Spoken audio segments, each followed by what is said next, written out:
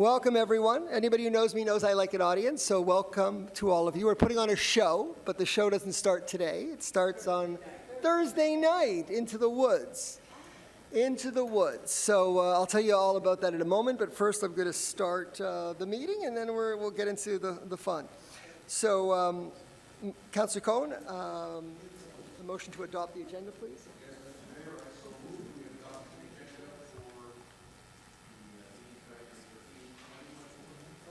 Okay. Seconded by Councillor Schuster. All in favor? So the agenda is adopted. And now we'll do the land acknowledgement and the rules for question period. Thank you. Justice, devoir du souvenir, liberté culturelle et inclusion sont des valeurs chères à la ville de Côte Saint-Luc. Nombre de nos résidents et leurs descendants ont construit leur vie ici, après avoir fui des situations difficiles ailleurs. Le Canada a été leur refuge. Mais pour les peuples et les communautés autochtones, les politiques gouvernementales au Canada ont créé des injustices. L'île de Montréal, où nous sommes réunis aujourd'hui, porte un nom beaucoup plus ancien, Shoshagué. C'était un lieu de rassemblement historique pour de nombreuses communautés autochtones. C'était aussi un lieu de diplomatie où a notamment été signé le traité de la Grande Paix de Montréal. Nous remercions la nation Gagnou-Geaga, également connue sous le nom de la nation Mohawk, pour son hospitalité sur un territoire non cédé. Nous devons reconnaître le passé afin d'avancer avec un esprit de collaboration et de réconciliation. Justice, remembrance, cultural freedom, and inclusion are important values to the city of Côte Saint-Luc. Many residents and their descendants have made their lives here, having fled dire conditions elsewhere. Canada was their refuge. But for Indigenous peoples and communities, government policies in Canada created injustice. The island of Montreal, where we are meeting today, has a much older name, Shokshage. It was a historic gathering place for many Indigenous communities. It was also the site of diplomacy, including the Great Peace of Montreal. We thank the Gagnou-Gehaga Nation, also known as the Mohawk Nation, for their hospitality on unceded territory. We must acknowledge the past so that we can move forward in a spirit of collaboration and reconciliation. La ville de Côte Saint-Luc permet aux résidents et aux non-résidents de poser des questions en français et en anglais lors des séances du Conseil. Toute personne souhaitant poser une question doit, au début de la séance du Conseil, remplir le formulaire à cet effet qui se trouve à l'entrée de la salle du Conseil. La période de questions d'une séance du Conseil est limitée à 30 minutes, mais elle peut être prolongée sous réserve de l'approbation de la majorité des membres du Conseil présents. Compte tenu de cette limite de temps et du souhait de permettre au plus grand nombre possible de personnes de poser des questions, chaque personne dispose de 3 minutes pour poser une question et une question de suivi au maire. Avant de poser une question, chaque personne doit indiquer son nom complet. Après la discussion des points à l'ordre du jour, il y a une deuxième période de questions. Au cours de cette deuxième période de questions, les participants peuvent uniquement poser des questions sur des points à l'ordre du jour. Finalement, personne ne peut utiliser un langage violent, offensant ou irrespectueux lorsqu'il adresse une question au maire. The Côte Saint-Luc City Council allows residents and non-residents to ask questions at its council meetings, in French and English. Every person wishing to ask a question in person must, at the beginning of the council meeting, fill out a question period form, which can be found at the entrance to the council chamber. The question period at a council meeting is limited to 30 minutes, but may be extended, subject to the consent of the majority of members of council present. Given this time limit, and given the desire to allow as many questioners as possible to ask questions, every person has 3 minutes to ask one question and one follow-up question to the mayor. Prior to asking a question, every person must state their full name. Following the discussion of the council agenda items, there is a second question period. During the second question period, attendees can only ask questions about items on the council agenda. Finally, no person may use violent, offensive, or disrespectful language when addressing a question to the mayor. Thank you. So I have with us today as on council, we have Councillor Leo Azarad, Councillor Andy Schuster, Councillor Owen Sabag, Councillor Mitch Kajawski, Councillor Dita Burku, Councillor Stephen Early, Councillor Sidney Van Isri, Councillor Mike Cohen. We have the city manager with us, Jonathan Schechter. We have our director of communications, Darrell Levine. We have Pascal Tanguay, our city clerk, and director of legal services. In 5 minutes, we'll have 30 minutes for questions. We'll have 30 minutes for questions. We'll have 30 minutes for answers. And we'll have 30 minutes for public comment. And then we'll have 30 minutes for following up on what you just heard, there was an act that was just passed, La Loi 57, Law 57, which deals with incivility, particularly with respect to elected officials. Bill 57, tabled at the National Assembly, has a goal to have consequences for anyone who obstructs an elected official in Quebec from doing their job, either by threatening, harassing, or intimidating them, and they can get a fine of $500 to $1,500. I wanted to mention this just because there has been a noticed increase in incivility directed at sometimes staff, sometimes elected officials, sometimes on social media. And it's interesting that the government of Quebec has taken this into account and is passing a law to try to send the message that we can all ask tough questions politely to each other and be civil and move on. I also want to mention two events that are happening, well, right now. It was Yom HaZikaron today. In Canada, we have our Remembrance Day on November 11th. In Israel, it's called Yom HaZikaron, and it ended right now at sundown. It took place today. Unlike our Remembrance Day, the one in Israel is dedicated not just to soldiers, but also to civilians who are victims of terrorism.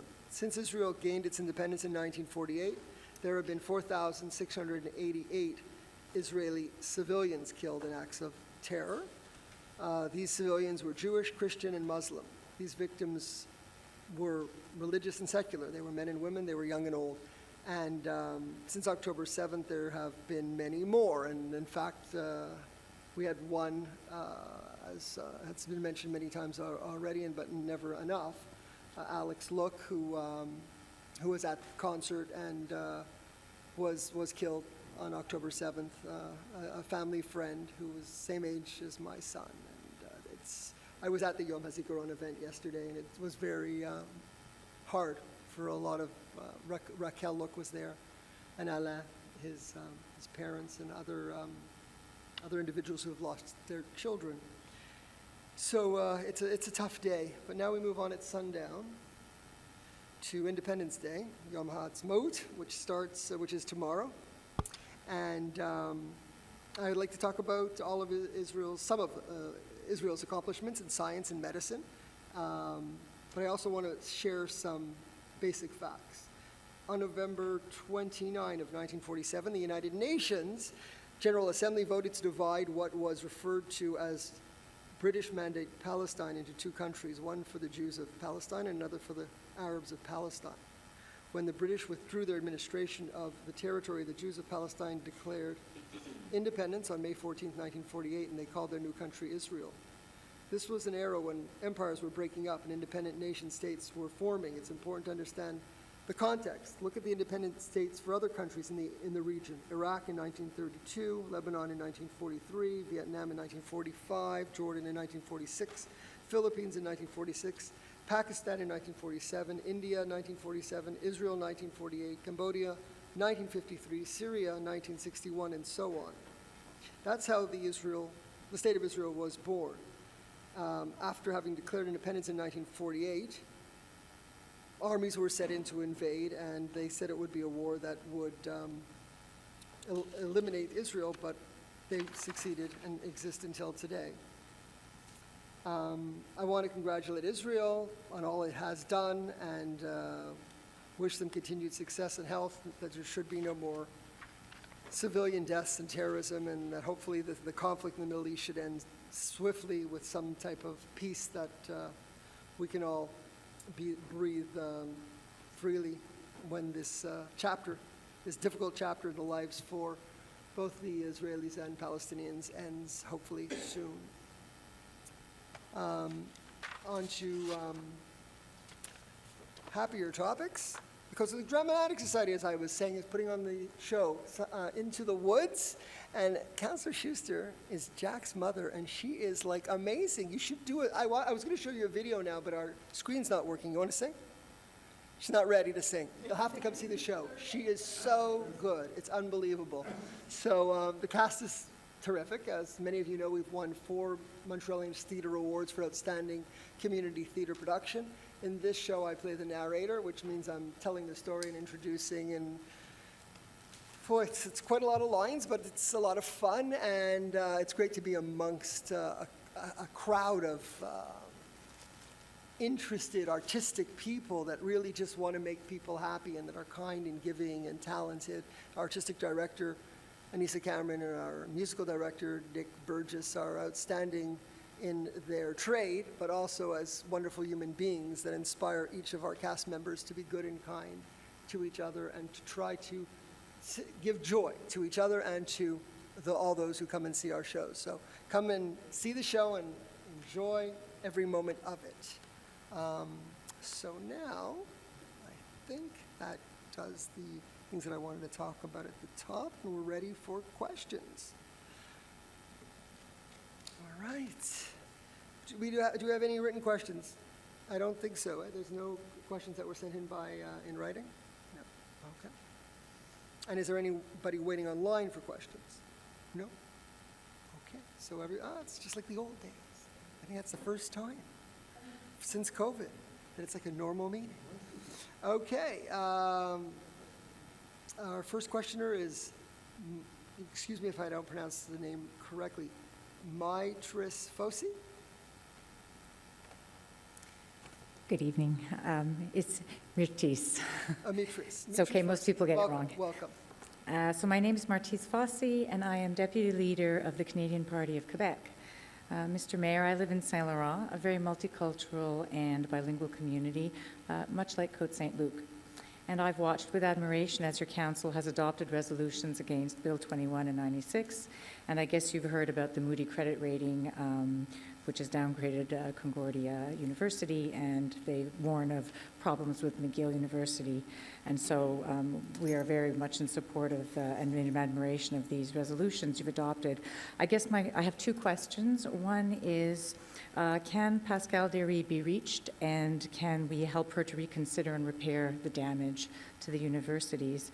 And my second question, which is a little more complex, is to do with the city's stand in the case of a successful referendum on sovereignty and the potential question of some kind of cessation, some kind of separation of Côte Saint-Luc. I know there was some question about that being a possibility back in the day.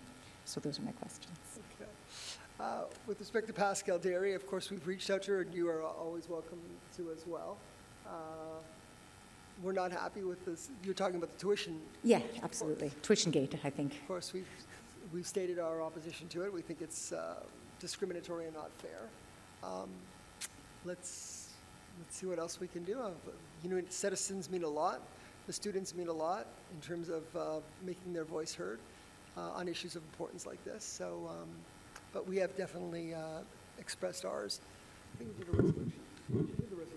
Well, if I may add, we did two resolutions. Yes. We did one resolution supporting McGill and Concordia. Yes. And then we did a following month a resolution against McGill and Concordia, Yeah. which is where we often are sometimes in Côte Saint-Luc. Yeah, our first resolution was supporting them in the fight against the government Tuition. in terms of tuition. The second was condemning them for not doing enough in terms of anti-Semitism, which we're still not happy about either. Right. But I think Councillor Schuster wants to add, if that's okay with Mr. Mayor. Yes, I just wanted to add that I am in contact with government relations at McGill University, and I am aware that Kirkland has passed a similar resolution supporting the English universities, and that my contact there said that they're waiting on one more municipality that might come through. But anything that you can do as well to urge these, because we have circulated the resolution to the different municipalities, as has McGill. They actually forwarded the resolution once more to different municipalities. Thank you.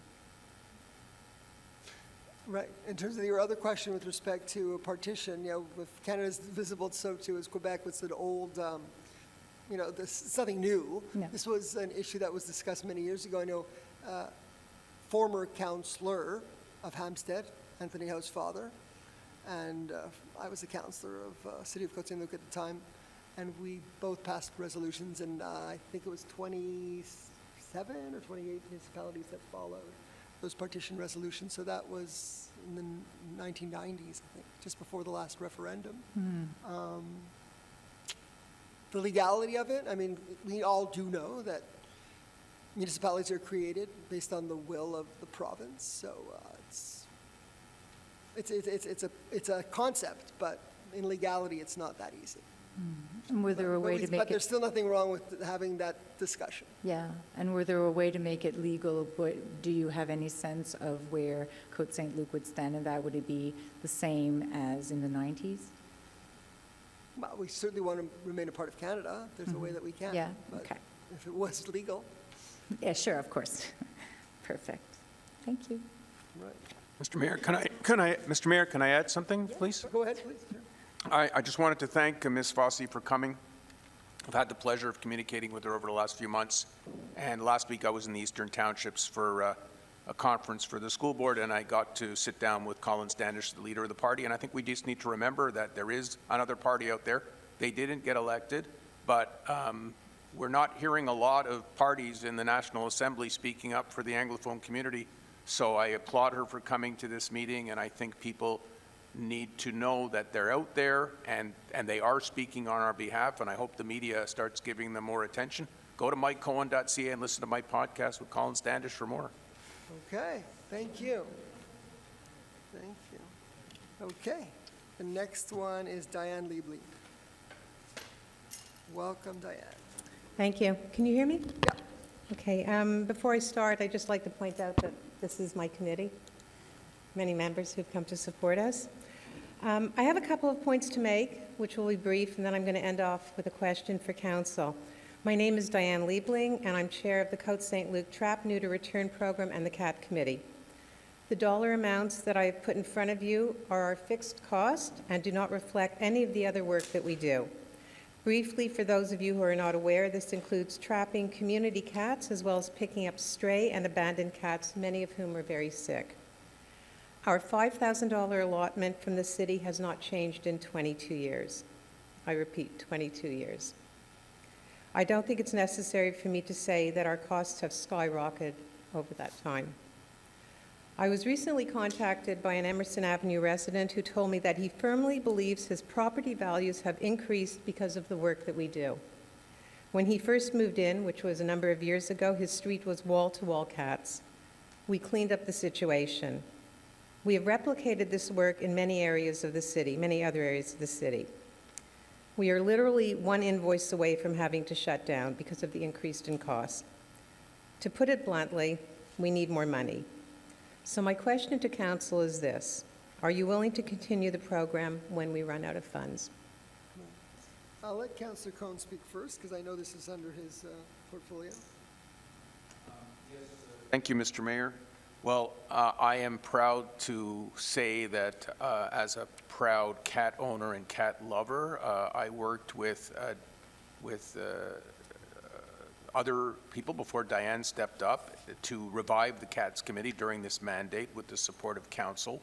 And Diane is a retired nurse who has devoted probably the last decade of her life, 7 days a week, 52 weeks a year. Her husband is here, and they've sacrificed their garage in the winter, leaving their cars out cold so that there's cats that are warm in their garage and cats. There's not too much more I could say about the work Diane has done. She is a saint, and I think she's irreplaceable. And if she does say that we're running, that the program would not be able to continue without her, other people here in the room are strong supporters. It's a great committee.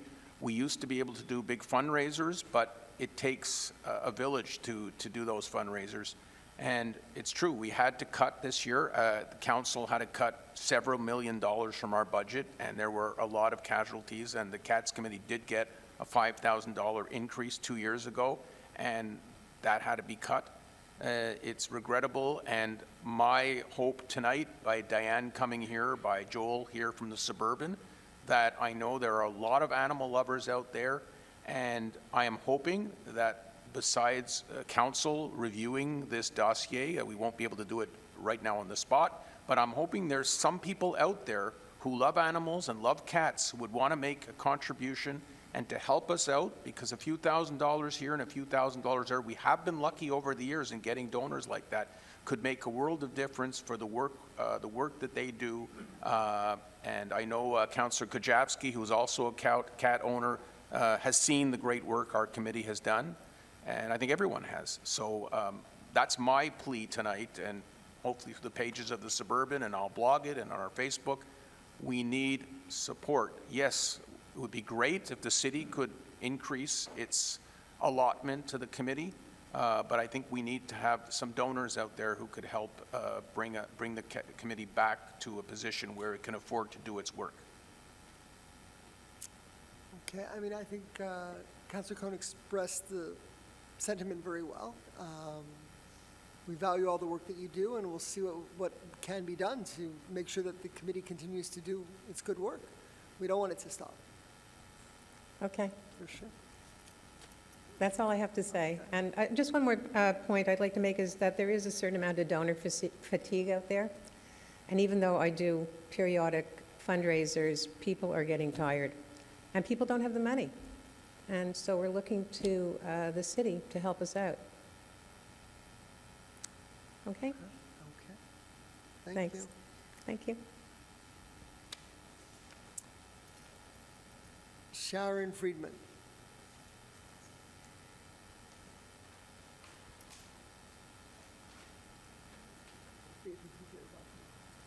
I just want to guess. Bonsoir, hi. Hi. Shalom, salam. Getting the alliance together was a pretty good idea, but nothing much will change. Okay?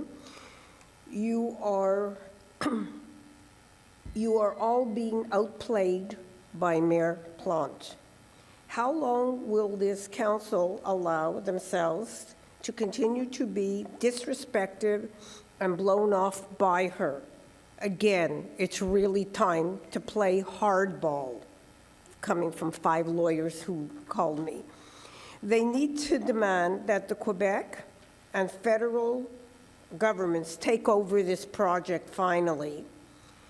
And the feds need to withdraw any money going to Plante.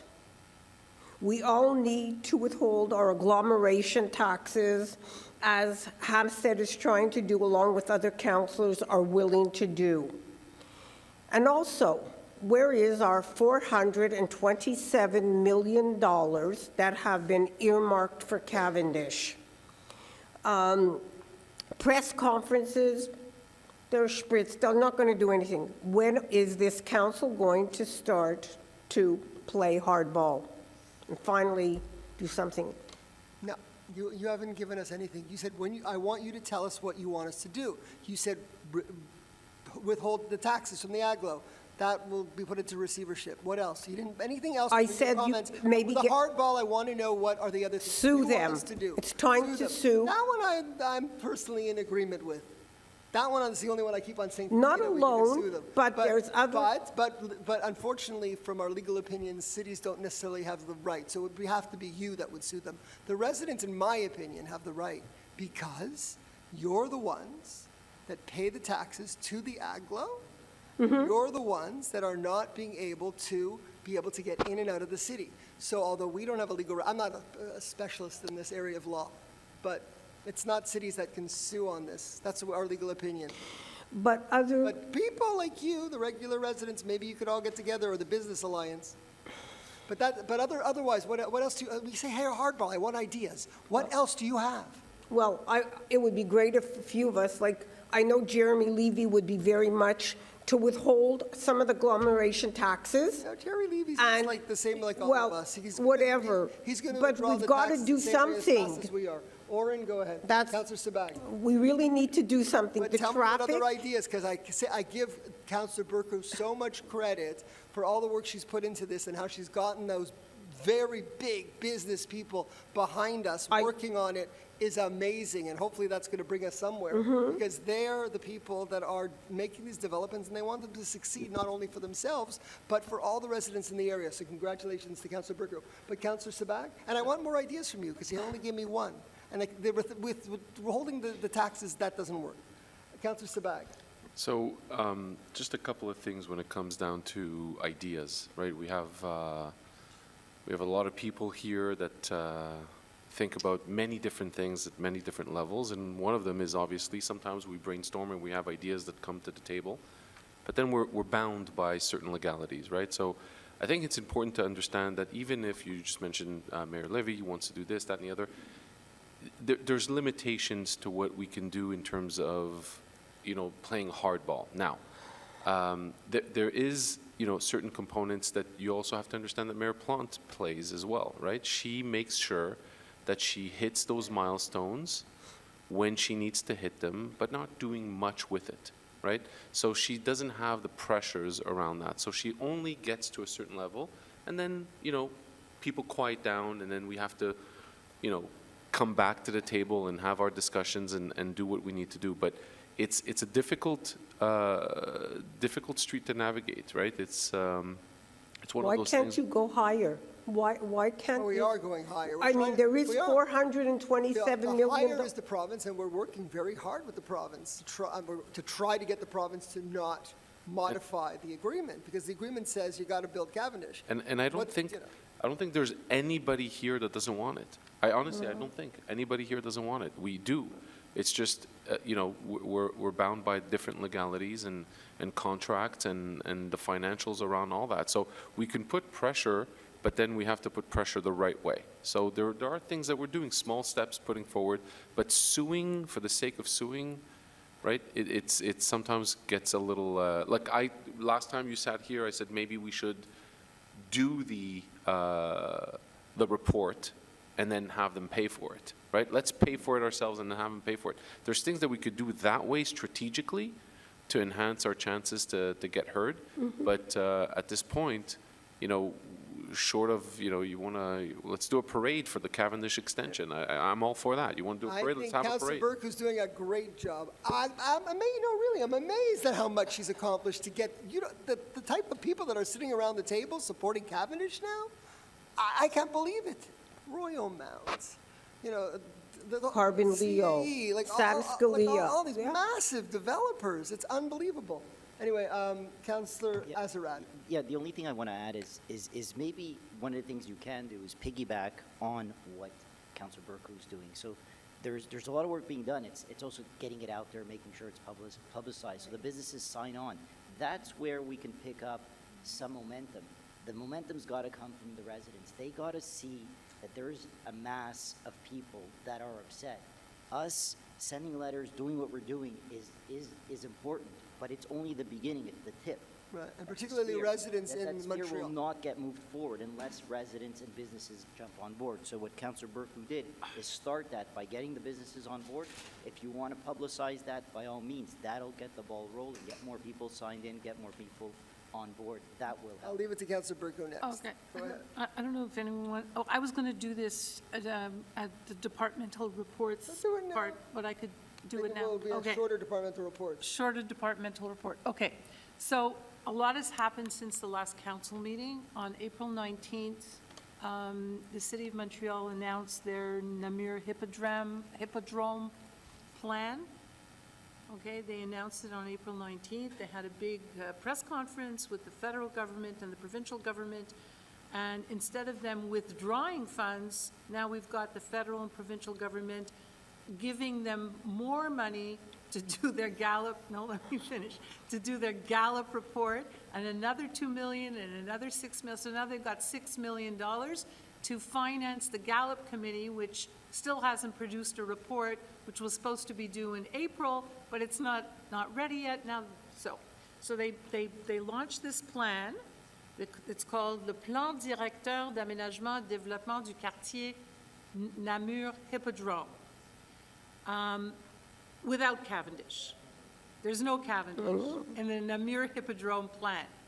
So basically, 2 weeks later, on May 3rd, the Business Alliance, which is made up of over 20 right now, but it's growing, major property owners and entrepreneurs in the Namur de la Savane sector, going from Saint Laurent, and we're talking about CAE that's got like 4,000 employees, has a vélo boulot working group, which is over 200 people that want to bike to work, but they can't get there because they can't go through Cavendish, all the way to Royal Mount and to Carbon Leo and to Westbury and Sam Scalia and DeCarry Square and Cavendish Mall, and many, many owners and property developers who are urging the provincial government now to respect the Hippodrome Agreement. So we had the press conference, and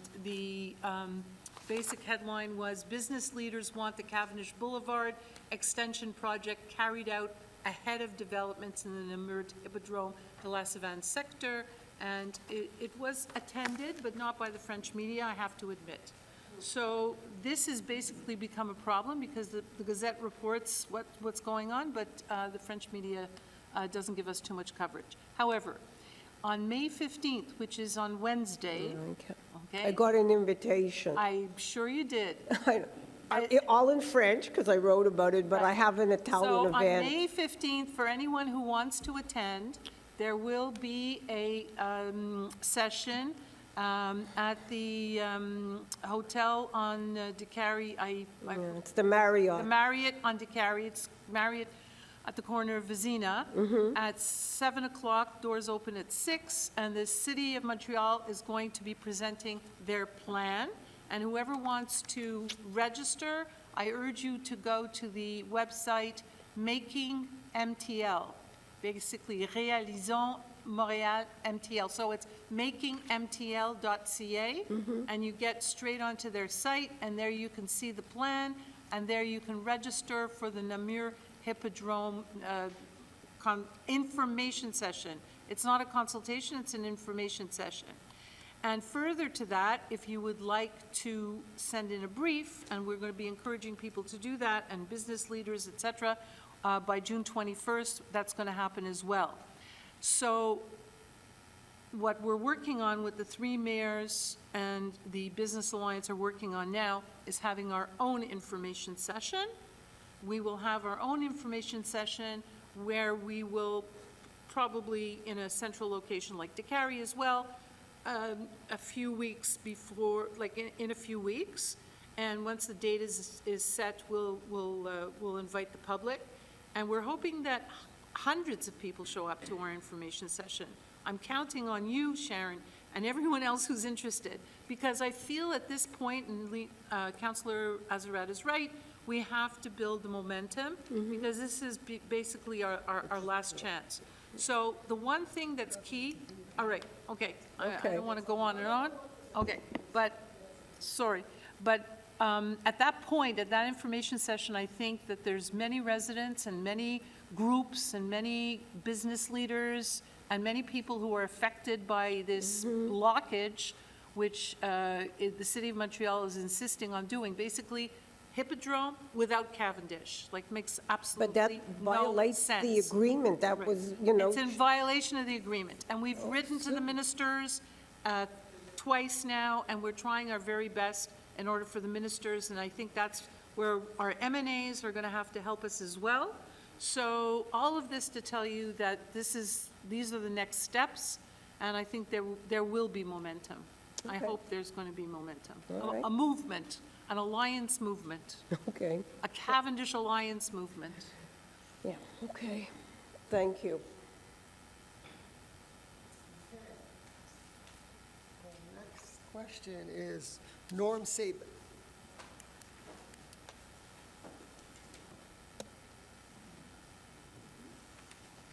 Good evening. Not everybody in Côte Saint-Luc has a car. A lot of students don't. They take the bus. A lot of seniors take the bus. So I had a couple of questions about the STM bus transportation in Côte Saint-Luc. The first question is about the bus number 262, which is a shuttle service that used to run in Côte Saint-Luc. It used to ferry seniors around, their senior residents around shopping, and it would end up, I think, in Réunion in LaSalle. It seems to have disappeared. I'm not sure if this was before COVID or after COVID. Does anybody know whether we're going to get it back? Yeah, so we insisted, I mean, the city of Côte Saint-Luc, and we had many meetings to get this going, this golden shuttle. And they did it for a few years. They didn't want to cross to Carrie because it was impossible to cross to Carrie, as the STM explained to us. So they decided that they'd do the tour of Côte Saint-Luc and then they go to RÉUNIONS. And finally, during COVID, it was withdrawn. Yes, it was withdrawn. And the STM does not have the budget to reinstate it at this point. And if I could just add, this came up, I believe it was in the summer. We had a meeting, Councilor Burko, I think you were there. Yes. With the STM. The STM. Eric Allen Caldwell. Yeah, we had a meeting with him where we brought up the question about the 262 bus. What we were told at the time is that it's actually more expensive per rider to have the 262 bus than it is to have the transport adapté, like the wheelchair accessible transport in a per rider, let's say in terms of per rider numbers. So they explained to us that it cost them so much money that it wasn't feasible. And especially now that they went to a system where it's free bus access for any senior. Basically, I was not happy as well, and I know it's something we brought up during the summer. But yeah, as Councilor Burko mentioned, it doesn't seem that they're going to be bringing it back. But don't you need a transport adapté? Don't you have to have a medical reason to get transport adapté? Yes. So how does that benefit your senior that doesn't have a medical condition? Adapté, no, I think for... No, you have to be recognized. You have to have a, You have to have a... anyway, it's not a debate. Okay. Yeah. Okay. So my second, little more complicated question, I wanted to comment and ask a question on the routing of the 104 and the 138 bus in Côte Saint-Luc. So for those people that might not know, the 104 and the 138 enter from NDG. They come up Cavendish, and they pass Kildare, the avenue. They come to Mackle, and then they make a left turn on Mackle. They head towards Parkhaven. They make a left on Parkhaven. They come around to Kildare, then go up Caldwell and go to Maimonides where there's a terminal. Now, on the way back, on the outbound part, they leave Maimonides and then they head on Mackle heading east, and they come to Cavendish. But now they make a left onto Cavendish, they head up north to Collins, and there's a bus stop there. And then they pick up passengers, and then they head down along Cavendish, they head south, Mackle, Kildare, and then they exit Côte Saint-Luc. Why am I bringing this up? Because if you're coming inbound to Côte Saint-Luc and you happen to live in the Cavendish Collins area or the Cavendish Wallenberg area, you can't get there on the 104 or the 138 unless you walk from Mackle. So you'd have to get off at Mackle and you have to walk up Cavendish to Collins or to Wallenberg, which in the wintertime is quite a cold walk. It's a long walk. So my question was, why wouldn't the 104 and the 138, when they come into Côte Saint-Luc and they go up Cavendish and they get to Mackle, why wouldn't they continue going up Cavendish to Collins, go to the stop there, then come back down and then head west on Mackle? Okay, well, put your question in writing and we'll submit it to the STM to get a response. Do you have any sense as to why they wouldn't? No, include I'd have to that get in the- that response from them. And if it could be modified, you Yeah. should also make that recommendation, what you think what the modification should be, and we'll send it out to them and get a formal response. Yeah, basically, when the bus gets to Mackle, instead of making the left, it just continues up. It goes to Collins. It goes to turnaround at Collins, and it comes back, just like it does for the outbound route. I'd have to ask them directly, but since you have explained the whole loop very well, put that down in writing, and we will send it off for sure, and get a response, and maybe they'll make a change. Well, so I would send you the suggestion, and you would forward it to the STM? Or? Sure.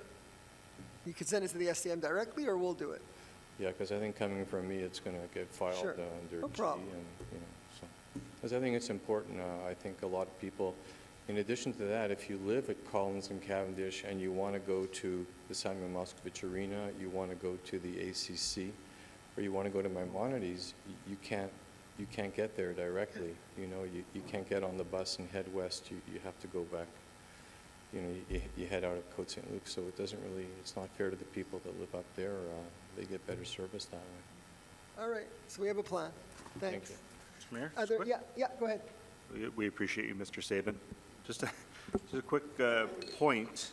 I was curious if the SDM had public meetings, and they do. They have monthly public meetings. I suggest maybe you go and ask the question directly to them. I don't see any downside, right? They had a meeting on May 1st. I don't know when the next one will be, but they seem to have them at the beginning of each month. Where? I don't know offhand. I just did a quick search, and We can get that information to you, though. there's a public agenda by section, items in section, contracts for goods, contracts for works and services. They pass resolutions the same as any public body, and they accept a question period too. So So we'll get that information. Suggest, Can we make a note to get that information to Mr. Sabin when they have those meetings? Not that my suggestion shouldn't be taken. Write the letter, we'll submit it in writing, but we'll get that information to you too about their meetings. But do you think, Mr. Mayor, that that's a good suggestion, that this would benefit Côte Saint-Luc residents if we had this additional stop? Any additional stop for residents in Côte Saint-Luc's obviously a benefit. Okay. Thank you. All right, so are there any other questions? Okay, so I just want to show one thing here. I noticed it when I was looking at this. My grandmother gave this to me.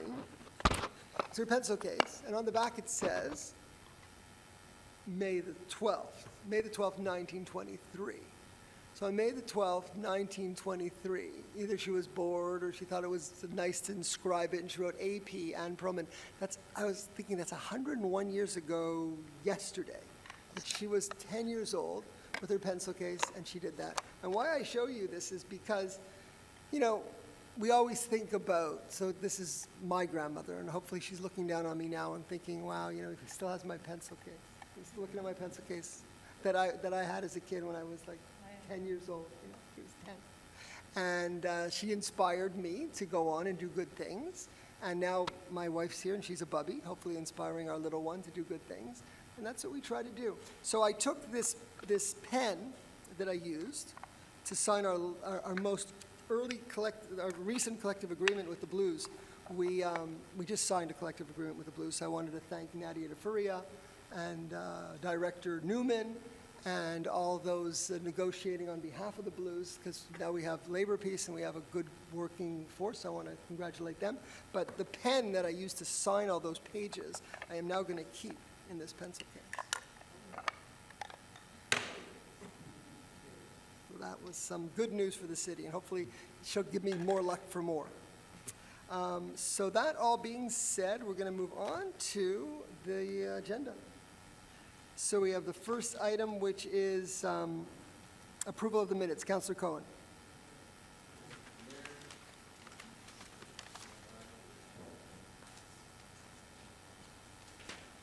I so move that we approve the minutes from the regular council meeting of April 8th, 2024.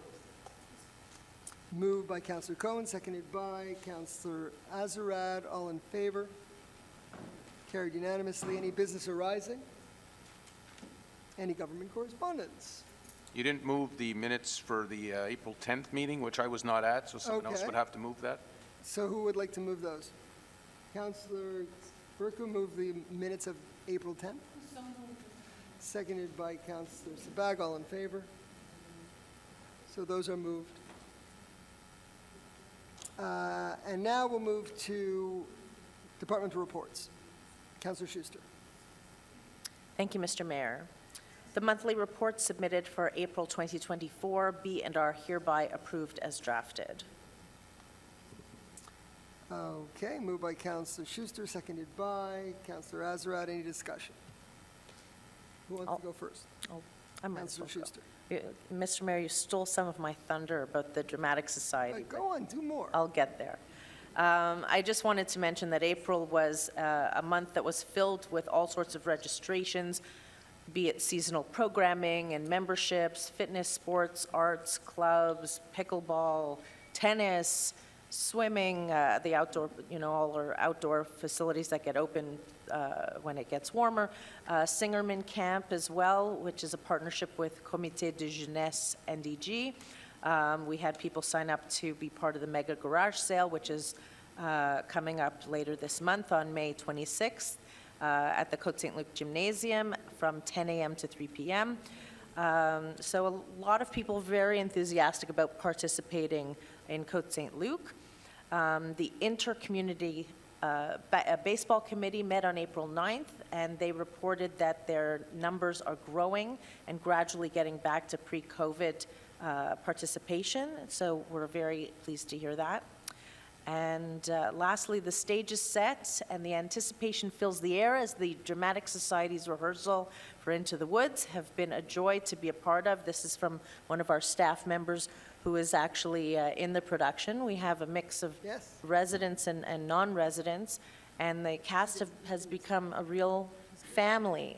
And we talk a lot about mental health in Côte Saint-Luc. For me, the Dramatic Society has been a tremendously valuable outlet, considering the discourse and the division that we've seen in today's society. This is a group that comes together and unites through their love of musical theater, and there's no talk of politics or, you know, the unrest in the world, and it's just a wonderful escape. We hope that it will be a wonderful piece of escapism for our residents and our audience members, and we think it will be. It really is a good reminder. The themes of Into the Woods, if you don't know the show, weaves together the different Grimm's brother fairy tales, and it has its happy moments, it has its not so happy moments, but it's a good reminder that no one is alone and that we can all depend on the members of our community or form our own community when we really need help and support, and now is one of those times. So Into the Woods opens this Thursday downstairs in this very building at the Harold Greenspan Auditorium. Tickets are available at csldramaticsociety.com. Anything to add? Councillor Kajavsky, usually have a little tidbit or anything. Get your tickets now. Because they're selling quickly. Yeah, we've sold probably at this point half, I think. Close to 50% of the tickets, which is far more than we've sold at this point before a show run. So I anticipate that the run will likely sell out by the middle or end of the first week. So you probably have about a week and 2 days to get tickets. And when we sell out, we mean sold out this time. Well, it's because we're not in a big auditorium. We Right, have we're not a at pretty Wager. limited capacity in the Greenspan, about 120 or so. So, yeah, go get them quickly. I know I have. All right. There's so like that's- 23 shows, so, but if you don't get your tickets, like you say, at the beginning, you might see a few empty seats, but by the end, since it's such a small theater, there won't be any.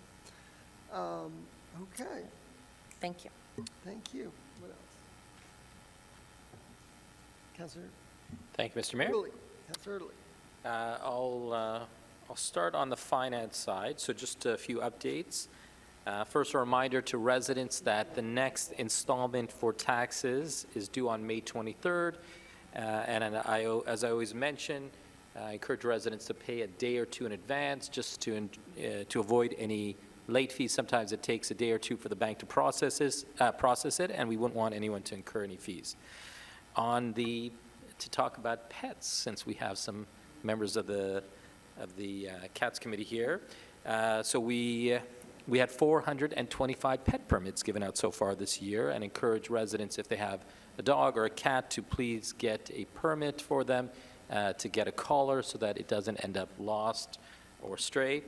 In terms of water filter, this is one that I speak to every month as well. We have 34 filter rebates to date.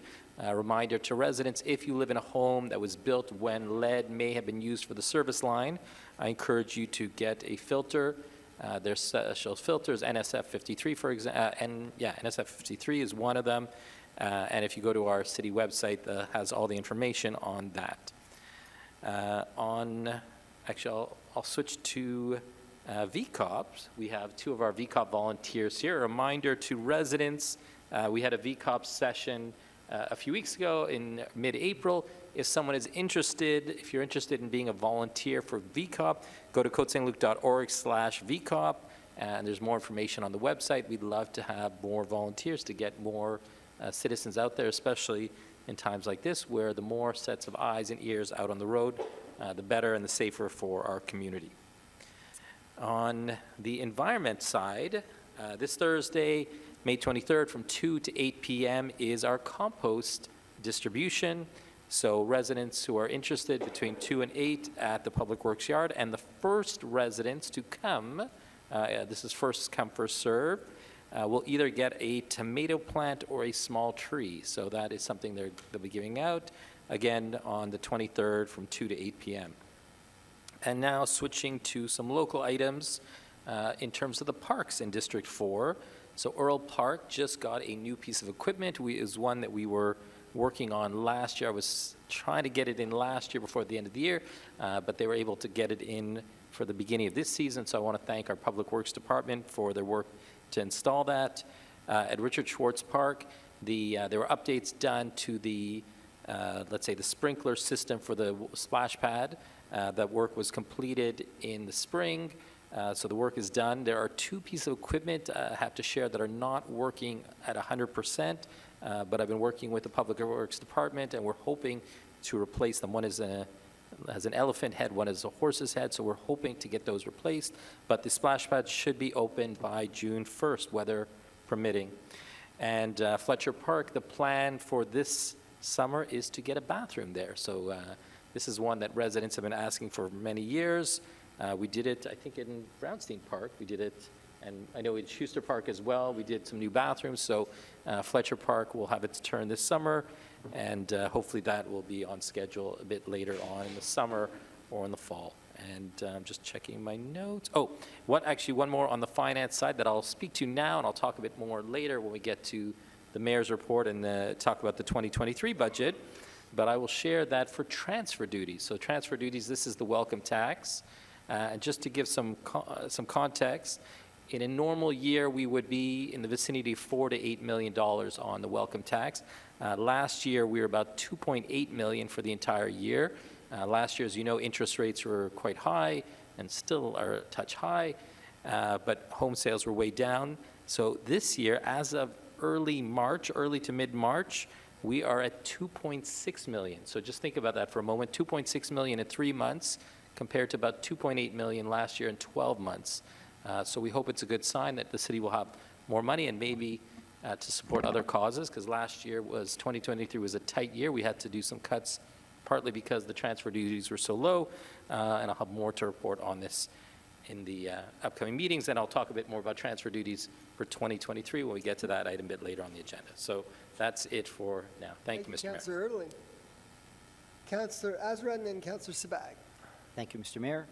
Tomorrow at 11 a.m. at Place du Canada, which is the park at the intersection of René Lévesque and Peel, Montreal's annual Israel Day event will be taking place, rain or shine.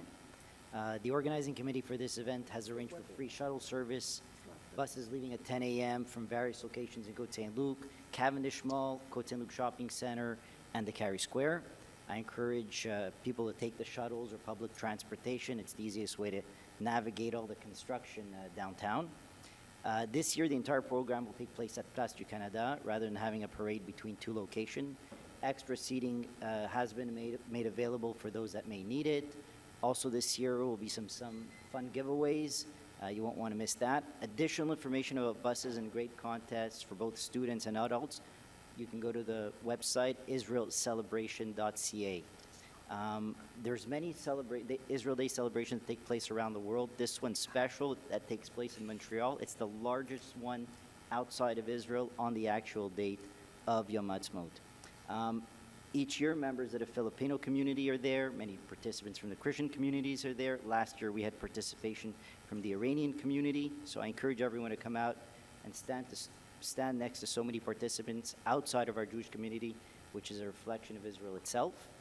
I'd also like to take this opportunity to thank all the volunteers that make this event happen for over 20 years. That people give their time to hang posters, be bus captains, hand out flags. There is a special connection to Côte Saint-Luc, as many of our own residents are on the organizing committee and make up the volunteer group. One could not mention the Israel Day rally without a word of thanks to Amos Sakachevsky, who is the backbone of this community event and an exceptional ally to the relationship between the Jewish community here and the State of Israel. Meteorological history has, for this event, always been on our side, more than not. Even if the years that it did rain, usually, lets up. And like the State of Israel, the show will go on. For those of you that have been to the event before, I look forward to seeing you. And for those that have never been, please make an effort to join us, and you can experience for yourself the great community vibe. Looking forward to seeing you tomorrow. Thank you, Mr. Mayor. Thank you. Councilor Sabat. Thank you, Mr. Mayor. I'm going to keep it very short and sweet. Just going to give a quick update on public safety and small focus on EMS. As you know, EMS is gearing up for a busy summer. Last month, we've covered 100% of our volunteer hours for emergency medical services, covering on average 8 to 10 calls a day. So that's a lot of calls if you think about it, a lot of people needing first responder services, and I'm going to say a few words later on after we pass a motion for a new vehicle, but I do want to say that this is an incredibly important service that we continue to have in our city. So 100% of our hours for the month of April were covered. That's about 2,000 hours of volunteer work. I want to do a special mention to all these volunteers. Obviously, Luc Marchand, 18 years anniversary with us. Philippe Choctover, our own director, 10 years as an EMS first responder. Cassandra Pinsono, 6 years. Thomas Lafleur, 6 years. Josephine Chu, 6 years. And François Gilbert, 5 years. These are people that are absolutely dedicated to the cause and continue maintaining a high level of care for our residents. And as we gear up for the summer, I look forward to be on the EMS crew as well. That's it for me. I'm going to be distributing some pamphlets in my district this week to advise some of the residents of ongoing construction and hopefully be able to meet some of the residents as well to talk about the future of the district and Côte Saint-Luc as well and what concerns them around that district, which is a very particular district. So that's it for me. Thank you. I'm going to keep it short. Thank you. Anybody else? Councillor Benizri and then Councillor Cullen. Thank you, Mr. Mayor. Just want to mention concerning public works that now it's the big cleaning time, in the city to get ready for the summer. I just want to mention that last month we had, that the city offer, public works offer a service where residents can bring household waste to the public works yard. And this year we had a significant increase of residents coming through out their garbage, recycling, and other material. And I can just to mention that there was a record total of 526 residents came to dispose of their various waste, electronic, household waste, and etc. So I just want to thank also to all our team in public works who are working very hard, during the year, winter time, and now during the spring and summer, to be able to make sure that we are ready for all the outdoor activities. Thank you. Thank you, Councillor Benizri. Councillor Cohen. Thank you, Mr. Mayor. August the 6th will be a newly established golf event for us. We have basically switching the format. It's going to be the Côte Saint-Luc Men's Club Invitational. That's what we're calling it, in collaboration with City Council. It's similar to our previous golf tournament. We're encouraging foursomes. We are raising money for our Parks and Recreation Bursary Fund, which funds young Recording people, in progress. which funds young people who, families who cannot afford to normally register for programming. So we do encourage people to get foursomes. We'll be announcing shortly registration. Councillor Azarat and I are working on getting some sponsors. In fact, Mark Zerzer and Hege Brenner have confirmed last night they'll sponsor. As Councillor Azarat's working on another sponsor. We're not having a luncheon this year. We're having the awards on September 30th in conjunction with the Maison Fleury here at the ACC, and we're very excited. So we encourage people from the community to join us that day. Stay tuned to my blog. I'll be announcing all the details. I mentioned my podcast with Colin Standish. I also did a podcast. I went to McHappy Day last week and presented Pierre Brunette with the Merchant of the Month for May.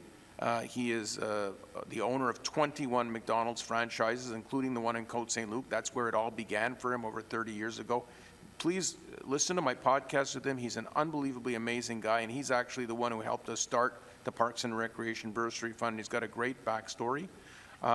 June the 10th, I'll be having my annual district meeting / town hall. I've decided to continue it virtually. I've done a lot of polling in the last year, and the turnouts are better online, where people can finish their supper and slide over to their computer. And Commander Desroches from Police Station 9 will be the guest speaker. And again, also very convenient for him because he gets to work at 6 a.m., so he'll be able to do that from his home, but he'll probably stay in uniform like he did for council when we met with him. Commander Desroches is a superb guy. We haven't had anyone of his stature as a head of our police station since Commander Bissonnette. He's just down-to-earth gentleman, and you know, I've had the chance to sit down with him several times. Really terrific, and he's got a great background. So I think people will be able to ask questions, including Dr. Sabin. I'm sure Dr. Sabin will be my special guest to ask him some questions on traffic. So we'll be prepping him for that. We also look forward to providing information to everybody on a naming ceremony for Alexandra Look Place next to Bialik. So I'll be working with the staff, and hopefully we'll come up with a date and time for a ceremony in the next few months. I will be doing a blog on Bill 57, as the mayor mentioned, the new law that you know, makes it inappropriate to harass elected officials. I think all of us on council have noticed in the last 2 years, this mandate. In November, it'll be my 19th anniversary as a city councillor, and I don't think I've ever seen more disrespect paid towards municipal officials and our staff, and it's completely unacceptable. The tone of emails we're getting. I'm getting emails from constituents, some people who are, I consider not only constituents but friends, and the tone they're using is unacceptable to the point where I'm not even responding to them and waiting to see them in person. The same goes for staff. So I'm glad that law's there, and I think it needs to be given more attention. You know, we're all there, we're all working very hard, and it's not an easy job. People think it's an easy job to be an elected official. It's not. You're a moving target wherever you go. You can't walk down the street. You can't go to the grocery store. Wherever you go, people don't greet you and say hello. They have a complaint. We accept that. We know when we got elected, we're there to resolve problems, and I have no problem with people who do it in a respectful manner. But the people who do it in a vicious, intimidating manner, there's no place for that. Thank you, Mr. Mayor. Thank you. Okay, anybody else? All right. So we've done the departmental reports. They've been moved and seconded. All in favor? Carried unanimously, and we'll move on to financial and information services. 7A, Councillor Italy. Thank you, Mr. Mayor. Be it resolved that Côte Saint-Luc City Council hereby awards a contract to Xerox Canada Inc. for the rental of a multifunctional printing device for an amount of up to $83,400, plus applicable taxes for a 5-year term, that the described expenses shall be financed in whole from the city's operating budget. That Treasurer Certificate number 24-0059, dated May 3rd, 2024, has been issued by the City Treasurer, attesting to the availability of funds to cover the described expenses in the 2024 calendar year. That at the beginning of each calendar year of the contract, the Treasurer shall issue a Treasurer's Certificate attesting to the availability of funds to cover the relevant portion of the described expense, and that the City's General Counsel be and is hereby authorized to sign the contract and all other related documents. Moved by Councillor Italy, seconded by Councillor Jafsky. Any discussion? So I'll just explain briefly. So up until recently, the city had 33 different printer photocopy machines. So the goal, you know, part of the goal is to reduce that number and reduce the amount of paper that we're using. So actually, the contract right now is for 20. but it gives us the option to go up to 23, but either way, it's still a reduction of 10 to 13 devices, and we're hoping that, again, we'll be able to reduce the amount of paper, reduce the amount of waste, go more digital, and ultimately be better for the environment and save money for the city at the same time. Thank you. So that's been moved and seconded. All in favor? Carried unanimously, and we go to B, Councillor Erdely.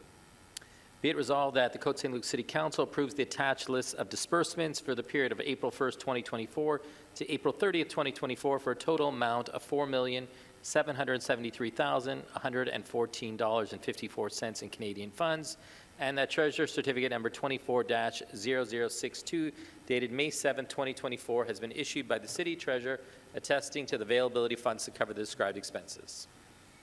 Moved by Councillor Erdely, seconded by Councillor Sabag. Any discussion? So I'll share some of the highlights. So really this would, I would say, be generally an average month, although the big items are three of them. So one is our insurance payments. This next is our CMO payment. This is for our water management company, and a bond repayment, bond number 94. And those were the highlights. Moved and seconded. All in favor? Opposed? Carried unanimously. Councillor Cohn's out of the room, but carried unanimously with those present. Now we're going to have a tabling by Maître Tanguay, item 7C. Yes, thank you, Mr. Mayor. Je dépose à titre de greffière de la Ville de Côte Saint-Luc le rapport annuel de l'audit externe pour l'année fiscale 2023. So that's tabling for the Audit Committee Annual Report. Thank you very much. And now we have the report on the highlights of financial report and the external auditor's report of this year of 2023, and that tabling, that's not a tabling. Oh, that's for me to read. Tabling is E. Jonathan's going to do that. Okay, so this is the report for me to read, and then you'll do the next tabling. Oh, So we'll do, so maybe do the reading, and then I'll speak to it, and then we'll do the resolution. yeah. All right.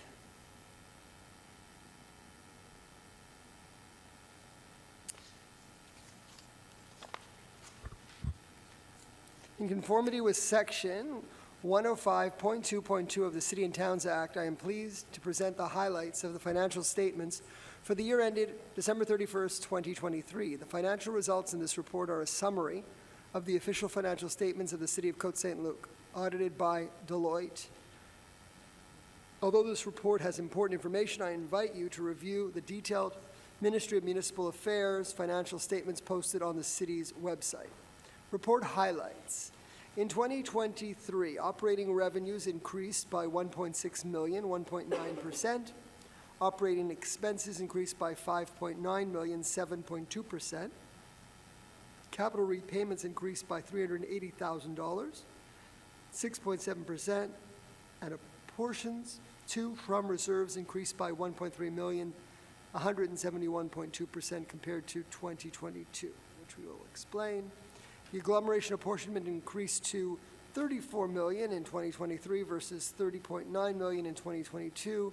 The majority of the $3.1 million increase was due to the 15% increase in general operating net expenses imposed by the City of Montreal and the deficit incurred by the agglomeration in 2021. The City Council had originally decided to transfer $2.1 million from the surplus in 2023 to cover the significant increase in the agglomeration apportionment and effect of the new evaluation rule of 2023 to 2025, while keeping the average tax increase below 6%. These funds came from the Quebec Municipal Affairs COVID-19 grant. In the end, the city only required $1.5 million of this amount to balance the budget of 2023, instead of the $2.1 million we expected. The major variances for 2023, actual versus budget, are the following. Revenues, decrease in transfer duties, revenues $1.2 million. Increase in revenue from infractions, $200,000. Contribution from Hydro-Quebec for their share of the work related to the road resurfacing projects, $1.1 million. Increased in interest income due to higher interest rates, $770,000. Increase in government grants, $330,000. City of Montreal's reimbursement of ice storm expenses, $95,100. Expenses.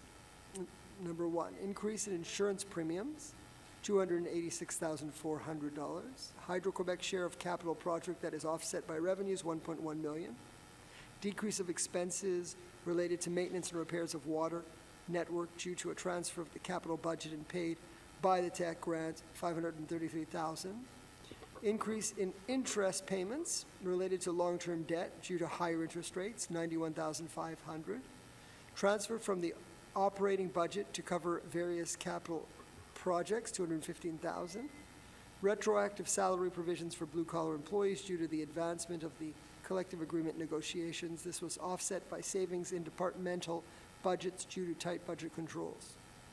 The city's unrestricted operating surplus is $12.4 million as of December 31st, 2023, compared to $14.3 million at December 31st, 2022. The council approved $1.7 million in the capital budget for upgrades to various parks, the pickleball courts, and the roof repairs at Confederation Annex. In addition, the city has a restricted surplus of $3.5 million, December 31st, 2023. The restricted surplus includes the balance of the COVID-19 grant of $1.47 million, reserve funds for various capital projects, $1.66 million, and legal purposes, $400,000. The city spent $17.5 million in capital expenditures in 2023. The expenditures were financed by government grants, $14.1 million, internal transfers from surplus reserves, $2.3 million, and long-term debt, $6 million. Most of the long-term debt issued in 2023 covered expenditures incurred in previous years. The city's long-term debt has decreased slightly to $50.9 million in December 31st, as of December 31st, 2023, compared to $51 million as of December 31st, 2022. The city borrowed $6 million of new long-term debt and reimbursed $6.1 million in capital repayments in 2023. The city received a qualified opinion from Deloitte, SENCRL, concerning the financial statements, which were tabled by the treasurer to council on May 13th, 2024. Qualified opinion is related to the new accounting standards, PS 3280, asset retirement obligation, that came into effect in 2023 for the municipal sector. Although the city has made significant progress in meeting its obligations, similar to most municipalities in the country, we have not completed the exercise and cannot attest to the potential future liabilities for all of the city's assets. The auditor's report indicates that the financial statements in all material respects present a true and fair view of the financial situation of the city as of December 31st, 2023. And then the details are all mentioned and are on our website. I'm going to let Councillor Erdely pass the resolution and give his comments. Thank you, Mr. Mayor. So I'll do the resolution first, and then I'll speak to some of the highlights. So first, the resolution. Be it resolved that, in accordance with the law, Côte Saint-Luc Council hereby authorizes and orders the publication of the text of the Mayor's report on the financial statements for the year ended December 31st, 2023 of the City of Côte Saint-Luc to be distributed to each civic address in the municipality. Moved by Councillor Erdely, seconded by Councillor Burku. So I'll share some highlights of the budget. Sorry, I should say of the Mayor's report. But I was going to say I'll kind of go back in time, as I mentioned to the council earlier, going back in time to November, December of 2022. At the time we were planning the budget for 23, we had just received the final numbers from the agglomeration for the Côte-Par, and as the Mayor mentioned, the increase was in the vicinity of 15%. I think it was actually even 15.5% when you do the math. And the bulk of this was actually related to a deficit that the agglomeration had in 2021 that they were passing on to the demerged cities in what I believe to be an unfair way. And I would say most would agree on that, with the exception probably of Montreal. But anyway, so there was a huge increase. On the local side, we had an increase of our budget of about 3.5%. But you can do the math, 3.5%, 15.5%. We were looking at, we were looking at possibly a 9-10% increase in taxes, which we realized was not something the residents would accept. So what we did at the time was we'd planned to use $2.1 million from the restricted surplus, which was given to us as part of a grant from the provincial government to cover the shortfall. In the end, we only needed to use $1.5 million of that to balance the budget, so we're happy we didn't require the full 2.1, and as the mayor mentioned, that still leaves us about half of that original money, so about 1.5 million that is still in our restricted surplus to use for another time.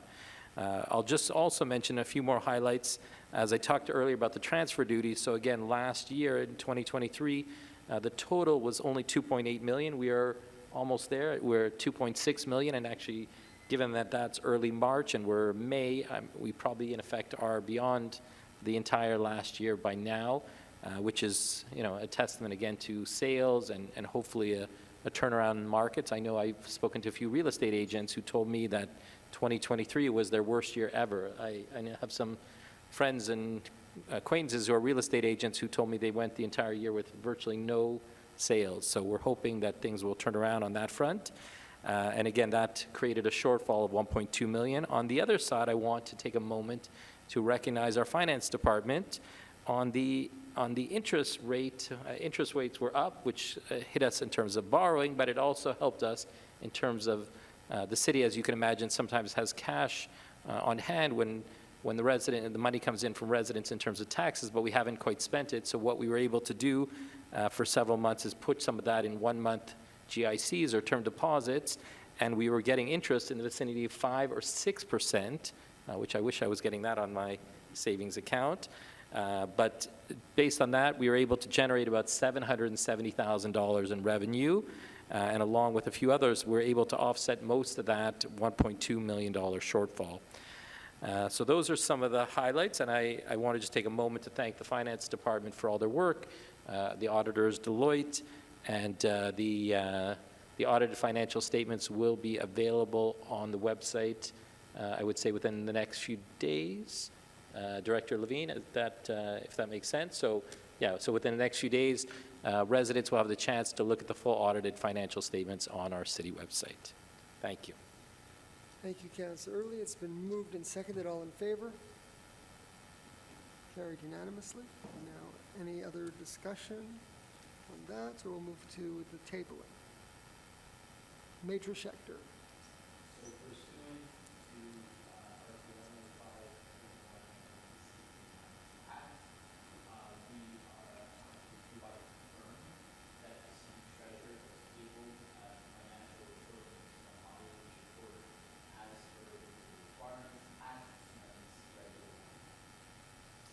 Thank you, Maitre Schechter. Now we'll move to Human Resources.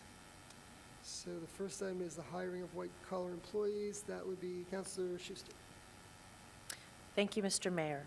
Be it resolved that Côte Saint-Luc City Council approves the hiring of the white-collar auxiliary employees whose names are listed on the document titled Auxiliary Employees, White Collars Hiring, dated April 30th, 2024, and that said employees' terms of employment will be as per the conditions of the collective agreement. That Treasurer's Certificate number 24-0061, dated May 6th, 2024, has been issued by the City Treasurer, attesting to the availability of funds to cover the above described expenses. Moved by Councillor Schuster, seconded by Councillor Azara. Any discussion? Just a brief explanation that it includes 10 camp counselors and a lifeguard.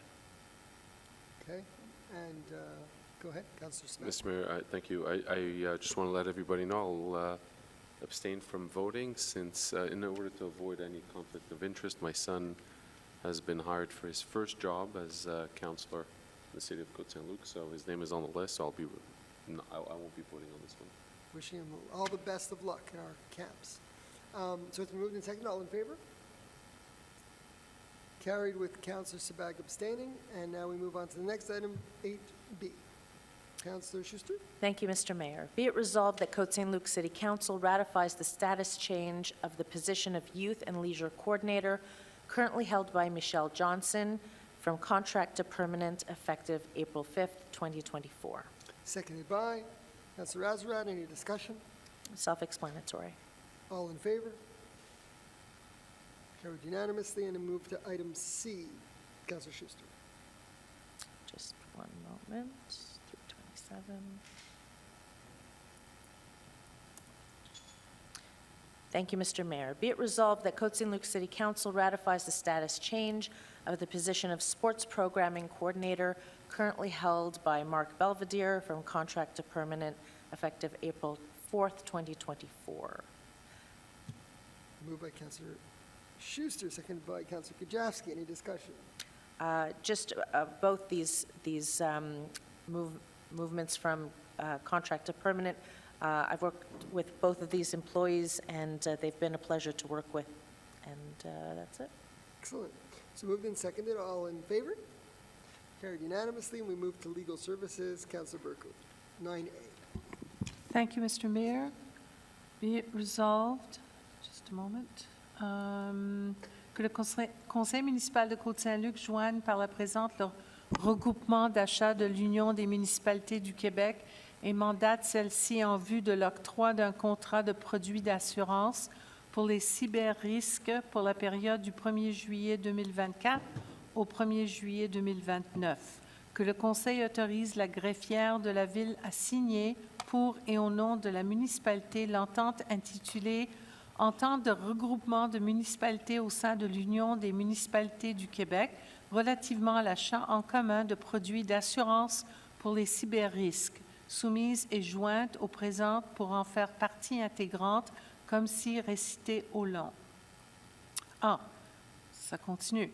Que selon la loi, la Ville accepte qu'une municipalité qui ne participe pas présentement au regroupement puisse demander en cours de contrat par résolution son adhésion au présent regroupement à la condition que l'UMQ l'autorise et que la municipalité souhaitant se joindre au regroupement s'engage à respecter toutes et chacune des conditions prévues au cahier des charges, aux frais requis par l'UMQ et au contrat d'assurance et au mandat de consultant adjugé en conséquence, et que cette jonction ne devra pas se faire si elle dénature les principaux éléments de l'appel d'offres, du contrat ou du mandat en cause.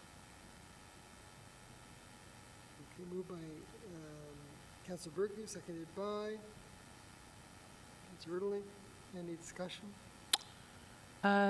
This is basically to authorize us to sign with the UMQ insurance for cyber security, so for our own protection.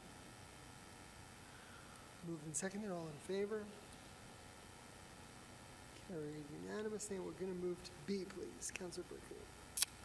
So item number B, give me a second. Okay. OK, c'est en français aussi. Résolu que le Conseil municipal de Côte Saint-Luc accorde la main levée pure et simple et consent à la radiation de l'inscription des hypothèques légales résultant en sa faveur au terme des achats ci-après décrits, à savoir un avis d'hypothèque légale de la municipalité pour les taxes foncières suivant l'article 482.1 de la Loi des cités et villes et les articles 27-24 et 27-25 du Code civil du Québec, consentis par Vernol Hines et Basdai Singh, dont copie a été publiée au Bureau de la publicité des droits de la circonscription foncière de Montréal le 31 mars 1999 sous le numéro 5 79 106, un avis d'hypothèque légale de la municipalité pour les taxes foncières suivant l'article 482.1 de la Loi sur les cités et villes et les articles 27-24 et 27-25 du Code civil du Québec, consenti par Vernol Hines et Basdai Singh, dont copie a été publiée au Bureau de la publicité des droits de la circonscription foncière de Montréal le 5 août 1999 sous le numéro 116-437, que le Conseil autorise la greffière à signer pour et au nom de la Ville la main levée et tout autre document pour donner effet à la présente. Proposé par le conseiller Berkeley, appuyé par le conseiller Erdeling. Est-ce qu'il y a des discussions? Oui, alors il s'agit de donner une main levée suite à une radiation complète des hypothèques légales inscrites sur la propriété par la ville. I guess it was pursuant to a notice for sale? Yeah, okay. So when was that notice for sale? Was it recent? I think it was back in 1999. 1999, yeah, Yeah. okay. It's about 25 years ago. That's good. So, never too late. But they did pay their taxes, I to be know. clear. They did pay, it was just never updated 25 years ago. Okay. Ça va. Okay, so it's been moved and seconded. All in favor? Carried unanimously. And now we move to Public Works. Councillor Benizri. Thank you, Mr. Mayor. Que le Conseil de la Ville de Côte Saint-Luc octroie par les présents un contrat à Régis Bégin pour la coupe de l'herbe sur des terrains vacants de la ville pour la saison 2024 pour un montant de 31 700 $ plus les taxes applicables.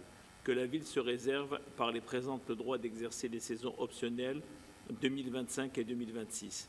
Que le montant pour les années d'option du contrat, si elles sont exercées par la Ville, sont les suivantes.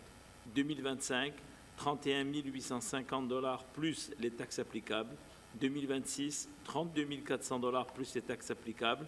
Que le certificat du trésorier numéro 24-0056, daté du 4 avril 2024, a été émis par le trésorier de la Ville, attestant la disponibilité des fonds pour couvrir les dépenses décrites. Proposé par le conseiller Benizri, appuyé par le conseiller Cohen. Thank you. Any discussion? Yep, go ahead. Just a quick point.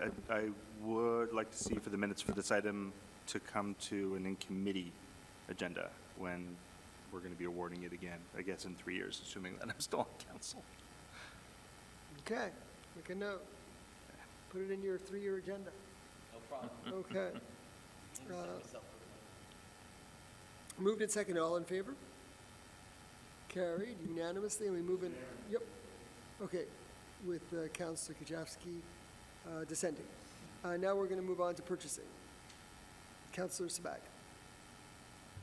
Thank you, Mr. Mayor. Be it resolved that the City of Côte Saint-Luc hereby amends the resolution number 220817 to state that the described expenses shall be financed from a donation received by the city and Bylaw 2570 entitled Bylaw 2570, authorizing a loan of $441,000 for the purchase of a vehicle and equipment. Moved by Councillor Sabac, seconded by Councillor Azarad. Any discussion? Yes. Well, I guess first of all, I'm delighted to announce that we received an anonymous donation of $100,000, and that like you didn't know, and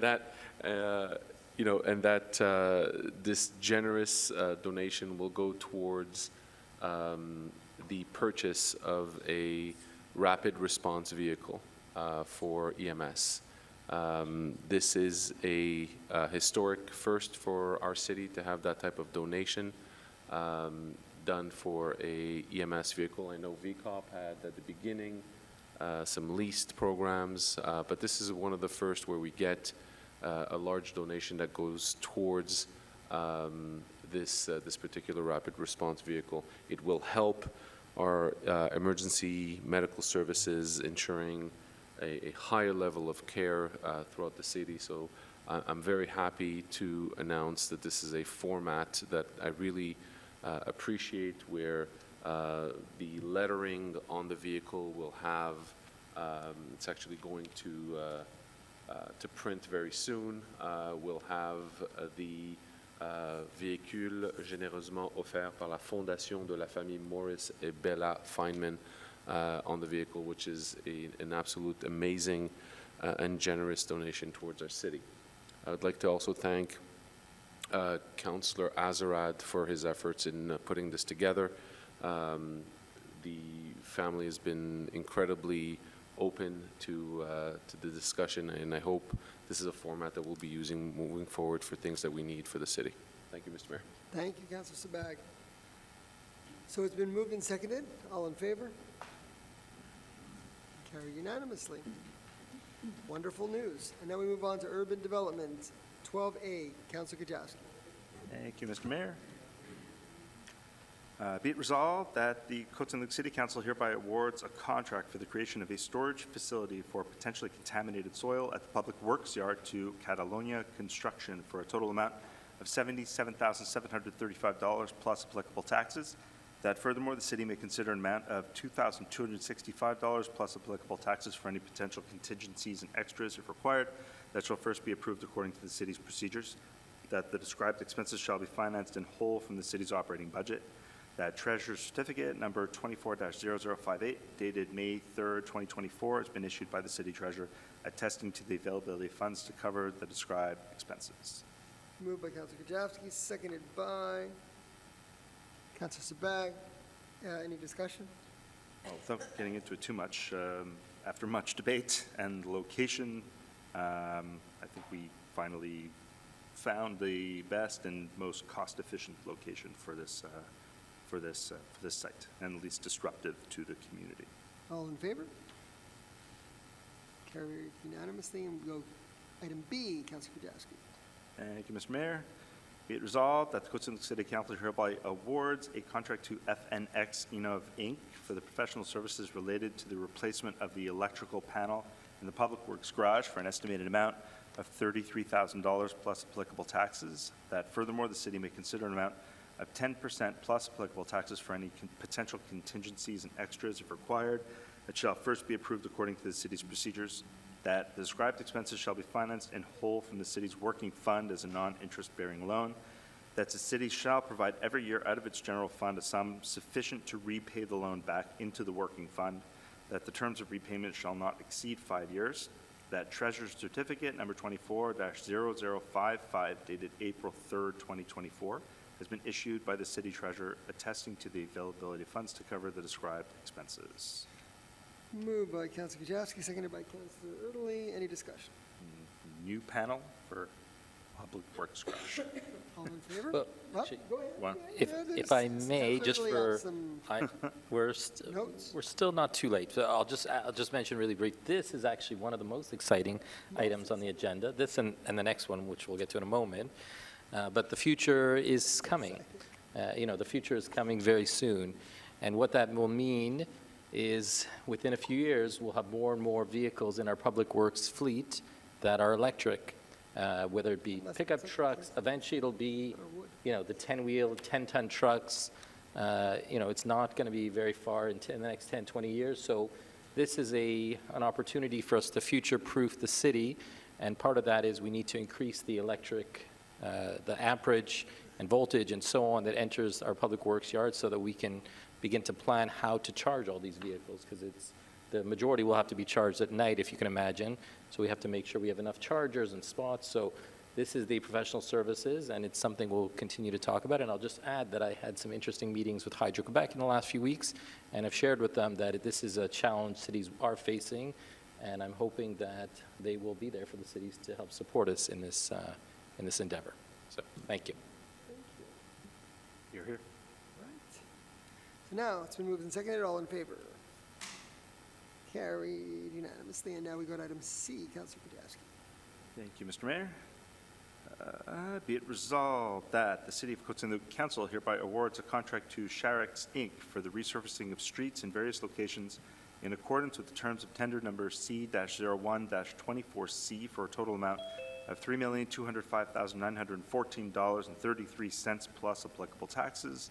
That furthermore, the city may consider an amount of 3% plus applicable taxes for any potential contingencies and extras if required. That shall first be approved according to the city's procedures.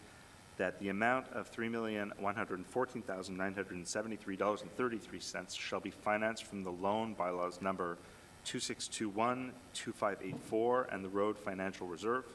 That the amount of $90,941 representing the cost for resurfacing the Côte Saint-Luc fire station shall be financed from the operational budget and will be reimbursed by the City of Montreal.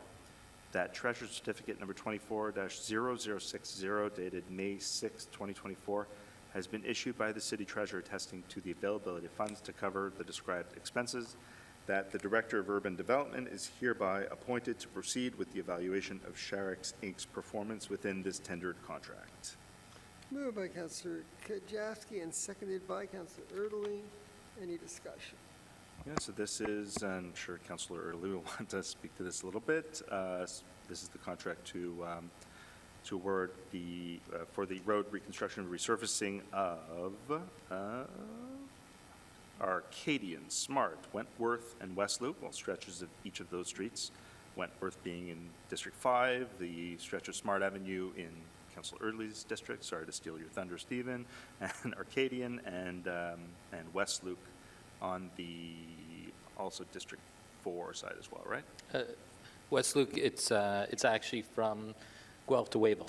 Oh, that's right. It's my side and my block, the lower block, the southern block. Yeah, and it all fell nearly within budget, but we have a road financial reserve for that exact purpose, make up a small difference when we go out for tender. Yeah, if I may add, Mr. Mayor, so just a reminder to residents, so the residents on the affected streets will get a notification. They already should have got a preliminary letter, but now that we finalized the contractor, so we encourage residents, if you live on Arcadian or the section of Smart, just north of Côte Saint-Luc Road, or the block of Wentworth and West Luke that Councillor Gajewski mentioned, to please use the opportunity to have your lead service line changed at the same time. So again, we're asking residents to try to do that. If not, you have 10 years from the time the city changes our side. But my recommendation is once the city is doing the work, we're excavating, it'll be cheaper to do it at the same time and simpler. So we encourage residents to use the opportunity to replace their portion of the service line that may be lead. At the same time, the city's doing it, and hopefully we'll save the cost on that. Thank you. I would say also if you, most houses have or will be receiving letters. If for some reason you didn't, you lost the email address, and you want to widen your driveway, you want to replace your lead service line, reach out to engineering@cotesaintluc.org. That's the full Côte Saint-Luc, COTESAINTLUC. And do it sooner rather than later, because the work will be beginning, I believe probably the work will start setting up in the month of June and probably get started in July or early August. Okay. So that's been moved and seconded. All in favor? Carried unanimously, and we go to the next section. Councillor Kajewski. Thank you, Mr. Mayor. We're at 7005 Kildare, right? Oh, no, we're not putting it up. Yeah, we don't have a screen tonight. Yeah, that's all right. I can describe it in detail.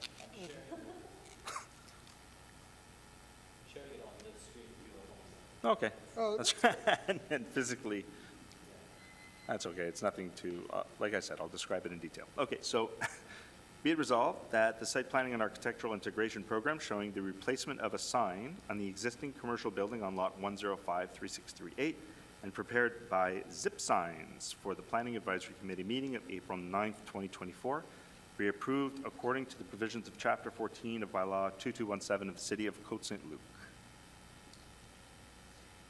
Moved by Councillor Kajewski, seconded by Councillor Prizri.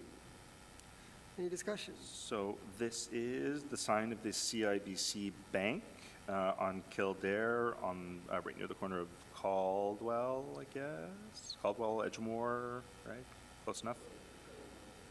Just the replacement of the sign to comply with the wonderful organization, the OQLF's mandate to have French be the predominant language on the sign. Moved and seconded. All in favor? Carried unanimously, and we move to Mackle, 8205.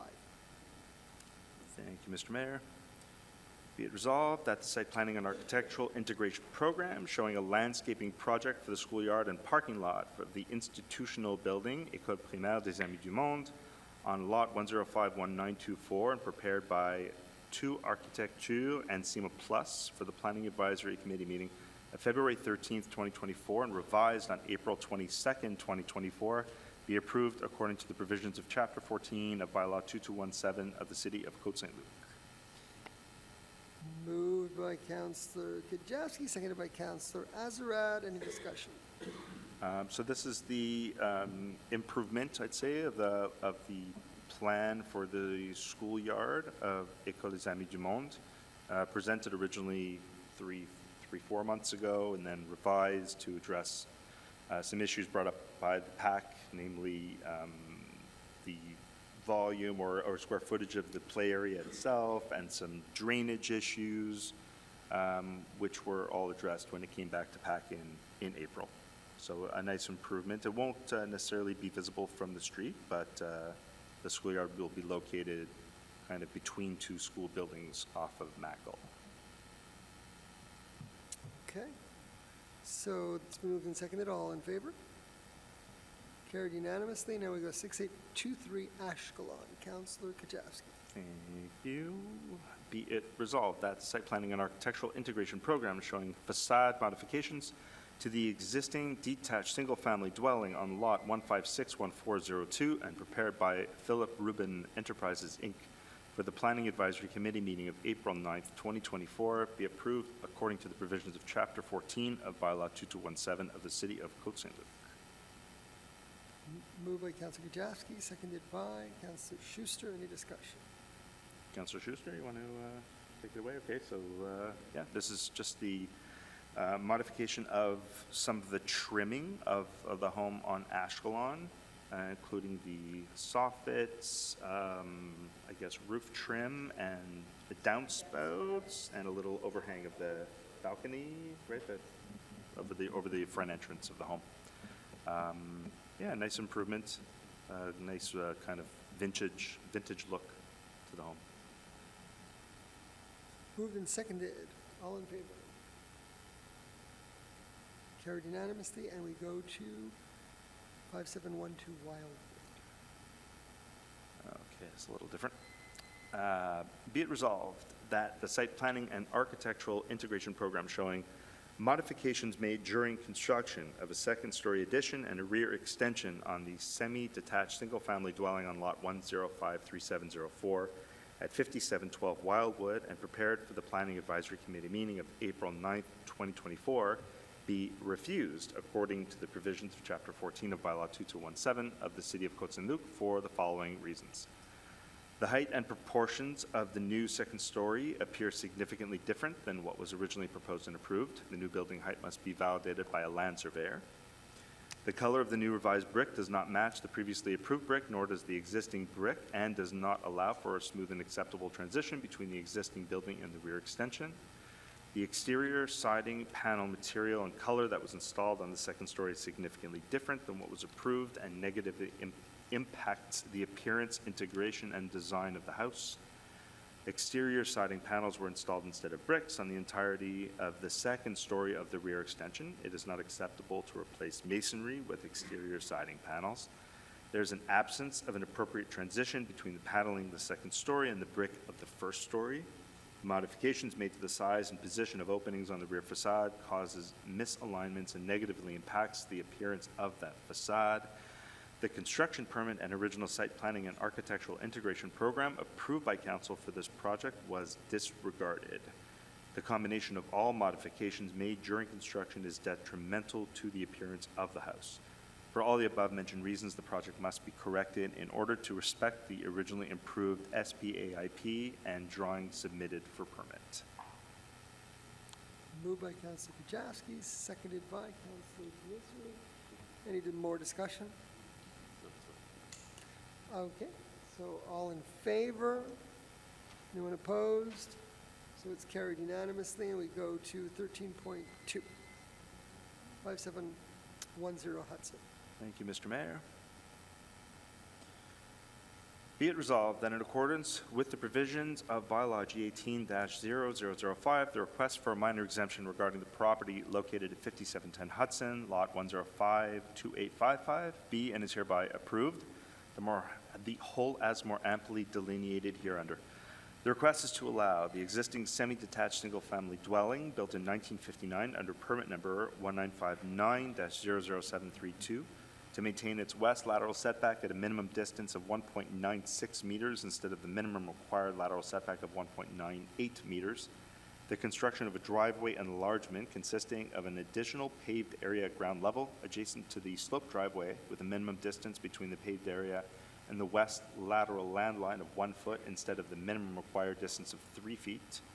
The construction of an extension to the existing pathway in the lateral yard that was constructed in 2010 under permit number 2010-14531 at a minimum distance of 1 foot from the west lateral landline instead of the minimum required distance of 2 feet, and with a maximum width of 5.5 feet instead of the maximum permitted width of 4 feet. The whole, notwithstanding the provisions of zoning bylaw number 2217 Annex B, Zone RU-20, Article 7-2-3D, and Article 4-4-5H.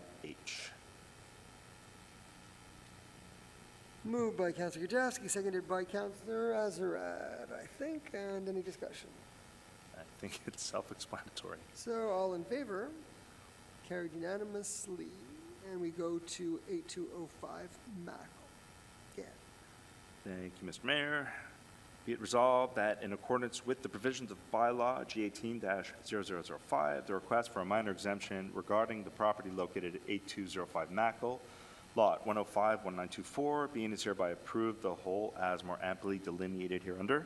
The request is to allow the institutional building, school, to provide a minimum of 41 parking spaces instead of the minimum required number of 44 parking spaces for a maximum of 65 employees.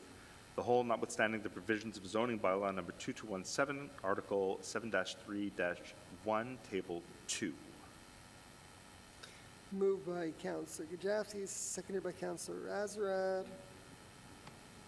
Any discussion? We already did. All in favor? Carried unanimously. And now we go to the stance at the Aglo, which is, it still could be done by Oren, even though Councillor Sabag is going to be attending the Aglo, so you'll be authorizing myself or any of duly authorized representative to whatever. It's not this one? It's not for this one? Oh, it's for the next one. Okay, go ahead. Anyway, Councillor Sabag, go ahead.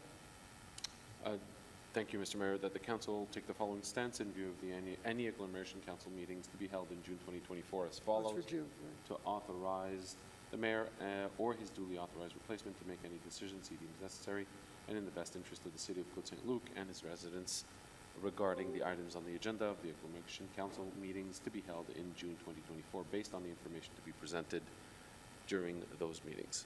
Moved by Councillor Sabag, seconded by Councillor Berku. Any discussion? Ask a question, Councillor Seebeck. All in favor? Carried unanimously. Sounds good. Next is other business. We have two items, two resolutions. The first is Resolution A, Councillor Kajewski. Resolution proclaiming May 17th as the International Day Against Homophobia and Transphobia. Thank you, Mr. Mayor. I'll read the preamble. Whereas in 1969, the Canadian government passed an omnibus bill decriminalizing private sexual acts between two people over the age of 21, a breakthrough in treating gay men, lesbians, and bisexuals equally under the law. Whereas in 1977, Quebec became the first jurisdiction in Canada to amend its provincial charter of human rights to include sexual orientation as a prohibited ground for discrimination. Whereas Canada is a society open to everyone, including lesbian, gay, bisexual, and trans people, LGBTQ+, and to all other people who identify with sexual diversity and the multiplicity of gender identities and expressions. Whereas, despite recent efforts toward greater inclusion of LGBTQ people, homophobia and transphobia are still present in society. Whereas May 17th is the International Day Against Homophobia and Transphobia, celebrated as such in many countries and is the result of a Quebec-based initiative promoted by Fondation Emergence starting in 2003. Whereas the City of Côte Saint-Luc supports human rights and stands against all forms of discrimination. Be it resolved that the City Council proclaims May 17th International Day Against Homophobia and Transphobia and to recognize this day as such. Moved by Councillor Gajewski, seconded by Councillor Schuster. Any discussion? I think the resolution speaks for itself, Mr. Mayor. I want to say something. Go ahead, please. So, what's the date? May 17th. No, we're it's May 13th. 2024. Yeah, Okay. it's May 2024. So in 1979, approximately, I took the first case to invoke the protection for sexual orientation in the charter, in the Quebec Charter of Human Rights. That was, because Quebec was the first jurisdiction to include to prohibit the discrimination based on sexual orientation. And the case was for the Association des droits des gays du Québec, and was an interesting case about renting facilities, actually, which may have some interest for this council. And so we pleaded the case. It was the first time that it was invoked, and we won for the Association des droits des gays du Québec.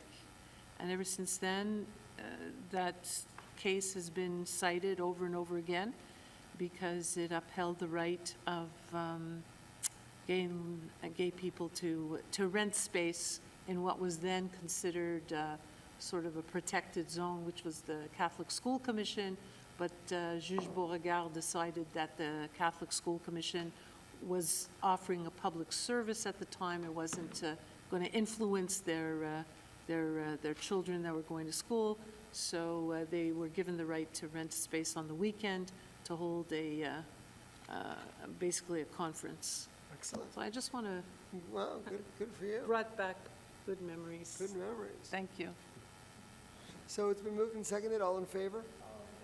All in favor. Carried unanimously. See, a very progressive council, all the way from 1979 onwards. Okay.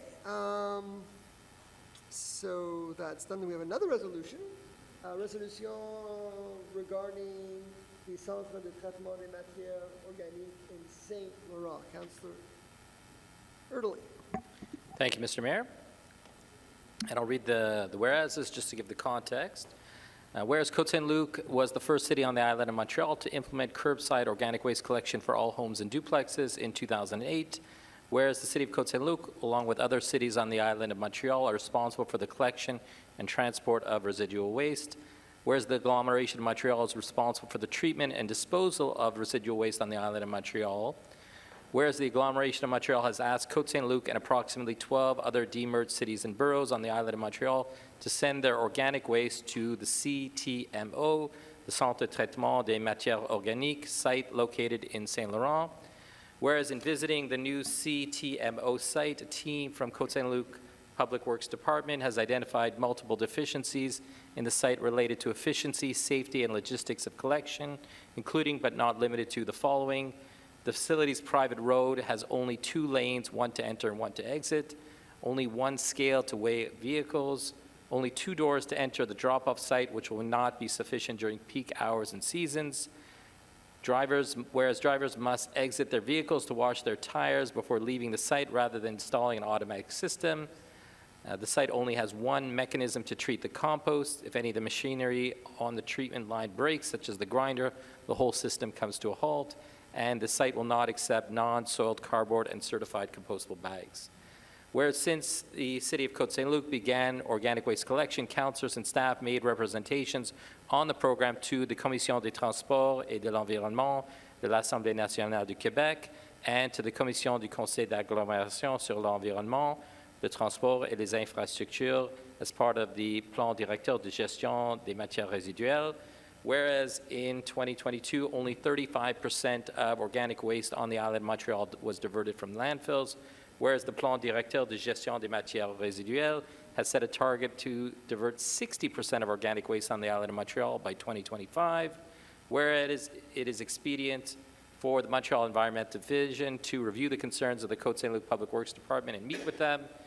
Therefore, be it resolved that the Côte Saint-Luc City Council requests that the agglomeration of Montreal ensure that updates to the CTMO site in Saint Laurent be implemented to improve the efficiency and safety of the site, that the Côte Saint-Luc Council requests that the agglomeration of Montreal reviews its long-term plans to meet the target of 60% diversion, including to allow certified compostable bags, as is done in most provinces across Canada, and all cardboard to be included with the organic waste materials, that the City Council of Côte Saint-Luc requests that until these issues are resolved to our satisfaction, The organic waste collected from the city of Côte Saint-Luc continue to be sent to the current site at GFL Matrec in St. Hubert, and that the City Council of Côte Saint-Luc directs its clerk to send copies of this resolution to the members of the Montreal Agglomeration Council and members of the Agglomeration Commission sur l'eau, l'environnement, le développement durable et les grands parcs.